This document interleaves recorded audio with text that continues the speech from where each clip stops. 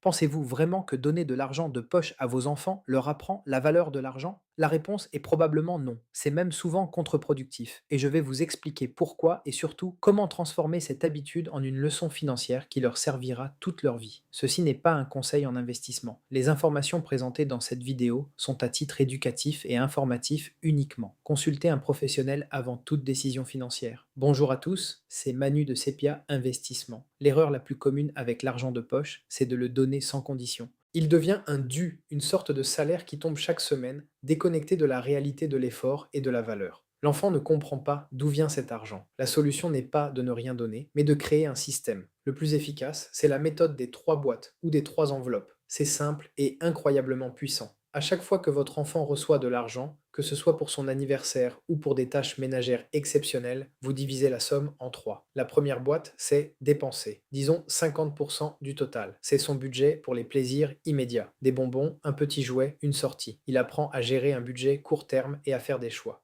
La deuxième boîte, c'est épargner. On y met par exemple 40%.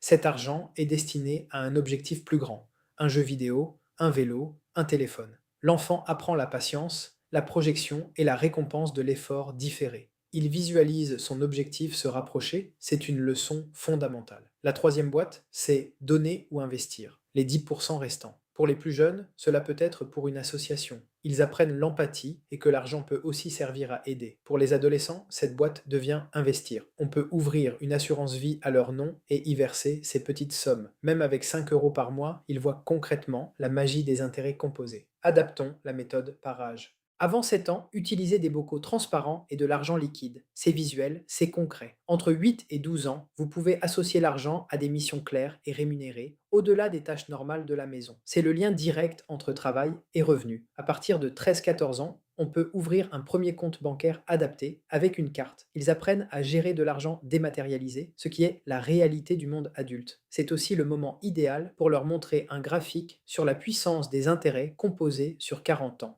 L'impact est colossal et ils le comprennent très bien. Alors, donner de l'argent de poche est-il une erreur? Non, si c'est fait intelligemment. L'erreur est de donner sans cadre. La méthode des trois boîtes transforme une simple allocation en la première et la plus puissante des leçons de gestion financière. Vous ne leur donnez pas de l'argent, vous leur donnez les clés de leur future indépendance financière. Si vous souhaitez être accompagné gratuitement et sans engagement, notamment pour mettre en place des solutions d'épargne pour vos enfants, je vous offre un rendez-vous en visio. Le lien est en description. Sur sepia.fr, rendez-vous. Déjà plus de 116 clients accompagnés, note Google 5 sur 5. Pensez à vous abonner et à liker cette vidéo si elle vous a été utile.